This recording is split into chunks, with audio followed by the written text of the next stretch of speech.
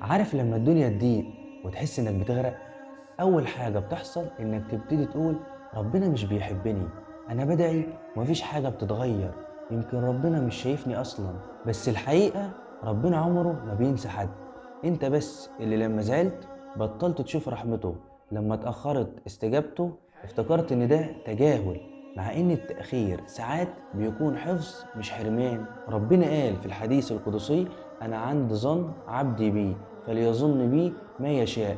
يعني لو ظنك خير هتلاقي خير، ولو ظنك شر حتى الخير اللي حواليك مش هتشوفه. الموضوع مش ان ربنا بيمتحنك دلوقتي، الموضوع ان ربنا بيقربك بطريق يمكن مش عاجبك دلوقتي، بس هتفهمه بعدين وهتقول الحمد لله ان كل ده حصل. سوء الظن بربنا بيسرق منك الطمأنينة ويخليك تشوف النعمة نقمة، لكن لما تحسن الظن هتلاقي الرحمة في كل حاجة حواليك، حتى في الوجع.